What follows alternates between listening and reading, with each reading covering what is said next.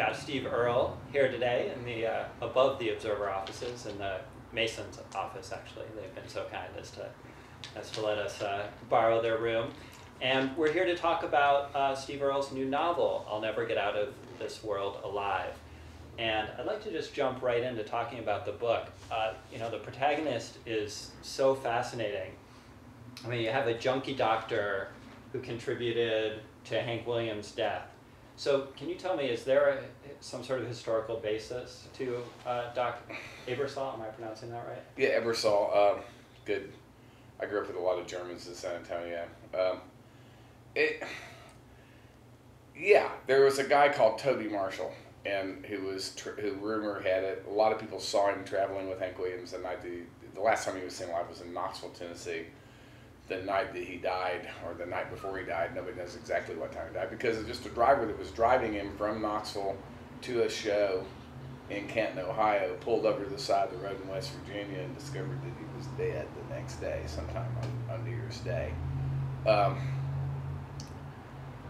This guy, Toby Marshall, I'd always heard about it. I always heard that there was this doctor,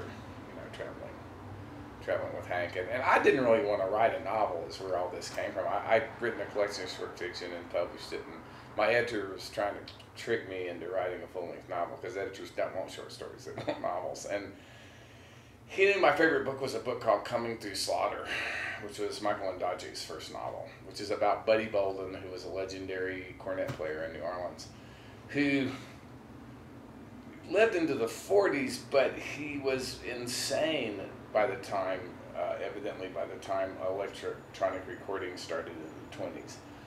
So we never heard him play, but Louis Armstrong heard him play, and that whole generation of players in New Orleans heard him play. So in a way, we kind of know what Buddy Bolden sounded like. And so Michael's book was a legend has it that Buddy Bolden disappeared for 30 days in 1909, and when he came back, he was never the same again. And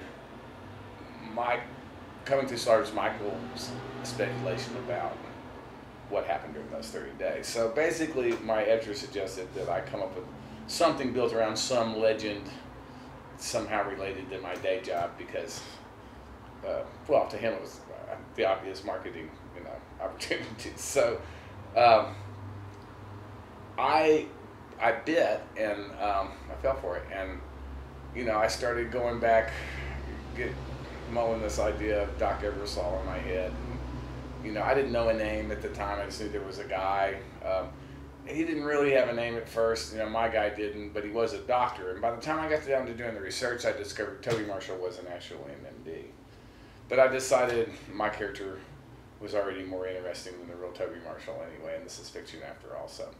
So he's a character based on the existence of Toby Marshall, and that's about it. So what do we know about Toby Marshall? Well, I read a letter that Toby wrote to Hank's mother after he died. He was just didn't finish, finished high school, didn't finish college.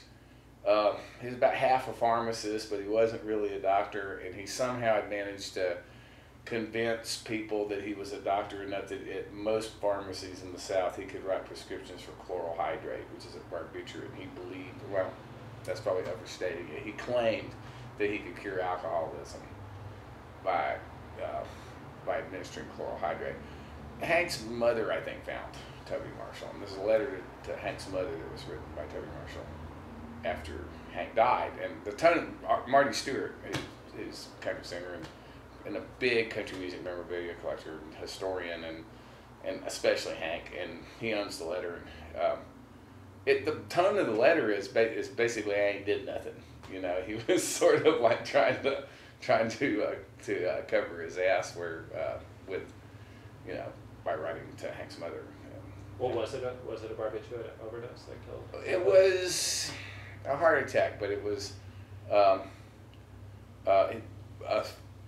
lot of alcohol and a lot of morphine and a lot of chlorohydrate in his system.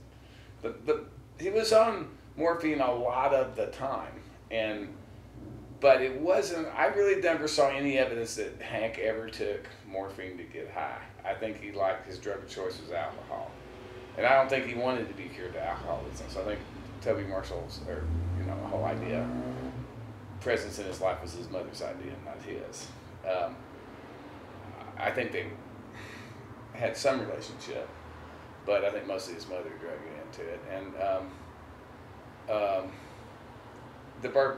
the opiates, Hank Williams had spina bifida, and he was really and genuinely in really severe pain. I think it's one of the reasons he looked so much older than he really was. It wasn't just drinking. It was like people that are in pain, look older. People that are under stress look older. And he was only 29 when he died. He was the age that my son Justin is right now. So, and you see pictures of him where he looks like he's got to be in his late 40s or early 50s. Well, a person that is real that you evoke in the novel is Hank Williams. How did you set about kind of bringing that character to life? Well, the character's not Hank Williams. The character's Hank Williams' ghost. Okay, point taken. Well, I mean, I think I can't. It's hard not to give too much away and ruin the book for people, but not everybody. Hank is haunting Doc. Not anybody else. Nobody else can see him or hear him. In the beginning of the book, anyway, and so he's sort of there because Doc was traveling with Hank Williams when he died. He does feel responsible for his death, but he's also there because Doc was a big Hank Williams fan. He really genuinely liked Hank's music. That's how he ended up hanging out around Louisiana Hayride in the first place and getting to know Hank in the story. And they both met kind of at an intersection on a downslide in both of their lives, because Hank had been fired from the Grand Ole Opry. He was back at KWKH in Shreveport. That's how I set that part of the backstory. And then by 1963, when the book takes place there, Doc's gone to San Antonio, maybe even to try to outrun Hank, but it hasn't worked so far. Hank's managed to follow him as far as the south side of San Antonio. Well, there's certainly a lot of, harrowing and also not so harrowing. I mean, you see also the allure of opiates in the book. And considering your history, was that difficult for you to write, or was that, yeah? Well, it took so long to write. It took almost 8 years, and most of it was written more recently than that. I mean, I had a lot of false starts and backed up and rewrote a lot of stuff for the first 3 years. And then once I really got going on it, I was, when I started the book, I had 8 years clean. When I finished it, I had 16. It's a big difference. I'm a very different person. And that stuff made me even more uncomfortable at the end of the process than it did at the beginning of the process. So, I still talk about that stuff. I'm still a 12-step person in the sense that is my spiritual system, and I still go to meetings and call my sponsor, and that's how I stay alive. And I so I hear about this stuff all the time. Left to my own devices, I probably wouldn't think about it at all for weeks and weeks and weeks and weeks and weeks if I didn't go to meetings. But sitting down and writing about it, and especially recalling it in any sort of way that's euphoric, is dangerous and it is uncomfortable. But I don't know. I'm not sure. There's not a whole lot. But at this point in Doc's life and Doc's addiction, he's not having that much fun ever. He's got seconds in the book. Seconds here and there where he almost gets there, but he never quite gets there because Hank's there and Hank fucks it up. That's kind of what Hank is. Hank's part of what fuels Hank is that Doc can't really get high anymore. He can't get Hank to shut up anyway. So. And is that how you were feeling towards the end? Oh, I was miserable. I was like, at the end, I was on methadone because I couldn't get high on heroin anymore, and I was smoking, hundreds of dollars worth of cocaine every day. And, I shot speedballs for a while, and then heroin just wasn't working. I couldn't keep enough of it in my system to keep from being sick. So I went on a methadone program, and then I started smoking crack, which I hated. I hated cocaine. I was just so programmed to just, I was like a space program monkey, just push the button, and I didn't care whether I got shocked or got food. It didn't matter to me anymore. Just I had to change the way that I felt, and you just, repeat repeat when necessary. It was always fucking necessary. It just becomes a lot of work and a nightmare. You can see sometimes you end up outside of yourself, watching yourself doing it. You know, watching yourself doing it over and over and over again. It's not working anymore because you can't stop. And so it's it's no fun. Sounds exhausting.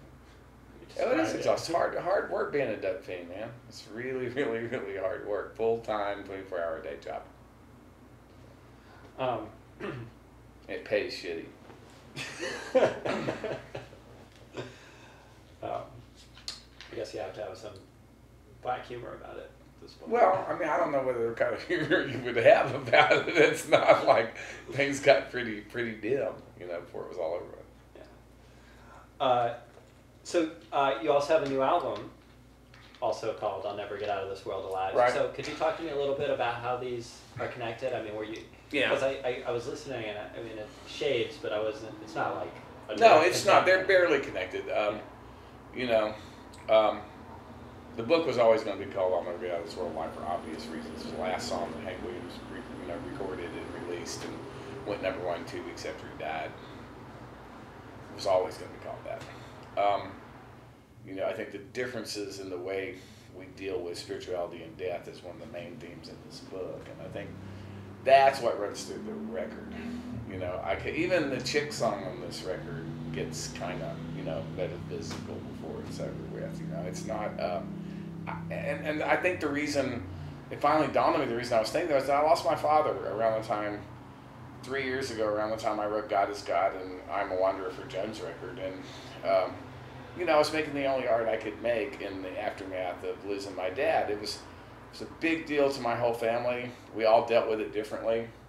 There was some tension about the differences in the way that we dealt with it. I discovered that I don't,